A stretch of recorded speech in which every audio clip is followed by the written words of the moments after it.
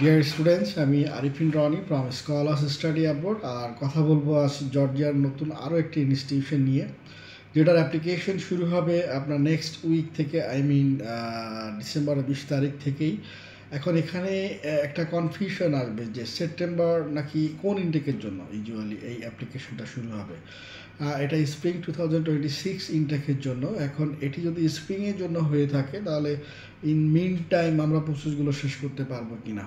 যেহেতু spring intake বলতে আমরা জানুয়ারি ফেব্রুয়ারি মোটামুটিভাবে বুঝি, বাট অ্যাকচুয়ালি এটা ক্লাস শুরু হবে আপনার মার্চের শেষ ভাগে। সো এর মধ্যে প্রসেসগুলো দারুণভাবেই কমপ্লিট করা যাবে। আর আজকে এই ইনস্টিটিউশন নিয়ে কথা বলার মূলত রিজন সেটি হচ্ছে যে খুব লো টিউশন ফিতে আপনারা খুব ভালো মানের সাবজেক্ট এখানে পাবেন। যদি আমি এমবিবিএস কিংবা নার্সিংয়ের কথা বলি কিংবা ডেন্টালের কথা বলি, এমবিবিএসগুলো এখানে মোটামুটি $6,000 মধ্যে আপনারা পেয়ে যাবেন, এবং এটি হচ্ছে ইয়ারলি হিসাব করে। পাশাপাশি যদি আপনি ডেন্টাল নিয়ে পড়াশুনো করতে চান সেখানে $5,000 মধ্যেও আপনি পেয়ে যাবেন। নার্সিংয়ের প্রোগ্রামগুলো এখানে থাকবে, আপনার 4 বছরের ডিগ্রি থাকবে নার্সিং এখানে, যেখানে আপনি মাত্র $3,300 কিন্তু আপনি আপনার টিউশন ফিটি কাভার করতে পারবেন, এবং এটি ইয়ারলি বেস। পাশাপাশি আপনার বিজনেস রিলেটেড সাবজেক্টগুলোতে মোটামুটি $3,000 মধ্যে পাচ্ছেন। এবং কম্পিউটার সায়েন্স রিসেন্টলি যে একটা পপুলার সাবজেক্ট বাংলাদেশি স্টুডেন্টদের জন্য আইটি, এই সাবজেক্টটি আপনি $3,500 মধ্যে আপনি পেয়ে যাবেন। সো এই হচ্ছে ওভারঅল সাবজেক্ট, এবং আপনার টিউশন ফির একটা ধারণা আমি আপনাদেরকে দিতে পারছি।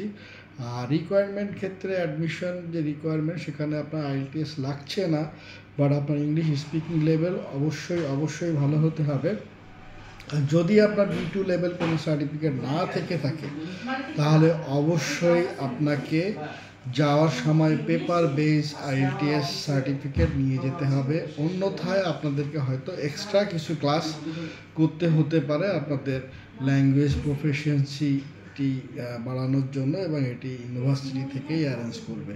সো মোটামুটি রিকোয়ারমেন্টগুলো খুবই সফট অ্যাজ ইউজুয়াল। আপনার এসএসসি এইচএসসি সার্টিফিকেট মার্কশিটগুলো লাগবে, এবং এখানে আরও একটি বিষয় আসছে যে আপনাদের এন্ট্রান্স এক্সাম দিতে হবে কি না, সেখানে কোনো ইন্টারভিউ থাকবে কি না।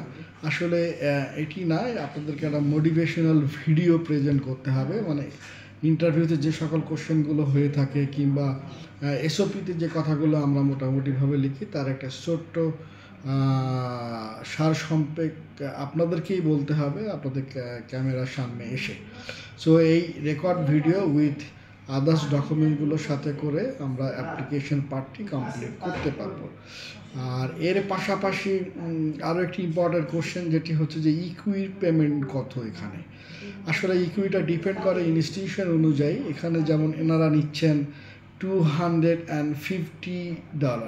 এখন $250 মধ্যে শুধু কি ইকুই পারপাস? আসলে এটি নয়। ওদের অ্যাপ্লিকেশন ফিজ, আপনার ডকুমেন্টস ট্রান্সলেশন, আপনার নোটারাইজেশন, ওদের লোকাল ট্যাক্স এবং ইকুই পেমেন্ট, এর পাশাপাশি আপনার যখন ভিসা হচ্ছে আপনাদের এয়ারপোর্ট থেকে আপনাদেরকে পিক আপ করে নেওয়া, এবং প্রথম যে জর্জিয়া যে ফার্স্ট ডে আপনাদের, সে রাতেও আপনাদের ভালো মানের একটা হোটেলে থাকার ব্যবস্থা করে দেওয়া। সো এই অল টুগেদার তারা $250 নিবে, যেটা আমরা নর্মালি জানি ইকুইপমেন্ট বাবদ। সো এই হচ্ছে ওভারঅল। পাশাপাশি আমরা কাজ করছি, সেটা B2C কিংবা B2B যেভাবেই হোক। সো এ বিষয় নিয়ে আরও অনেক কোশ্চেন মতভেদ থাকতে পারে, যদি থাকবে স্বাভাবিক, এটা হরমেশা হয়েই থাকে। সো আপনারা অফিসে আসতে পারেন, কিংবা বেসিক কোনো ধারণা নিতে চাইলে সেটা আবার ফোনেও আপনারা ডিসকাস করতে পারেন। তো বেটার হচ্ছে অফিসে এসে কনসাল্ট করে নেওয়া। সো এর পাশাপাশি জর্জিয়া নিয়ে যদি আরও কোনো কোশ্চেন কিংবা কনফিউশন থাকে আপনারা কমেন্ট বক্সে লিখতে পারেন, কিংবা আমাকে পার্সোনালি হোয়াটসঅ্যাপও করতে পারেন। সো ভালো থাকবেন যারা অলরেডি অ্যাপ্লাই করছেন সেপ্টেম্বর স্প্রিং ইনটেকের জন্য, এবং যারা আগামীতে অ্যাপ্লাই করবেন ভাবছেন, সকলের জন্যই শুভকামনা। সো ভালো থাকবেন, দেখা হচ্ছে আগামীতে নতুন কোনো টপিকস নিয়ে। আসসালামু আলাইকুম।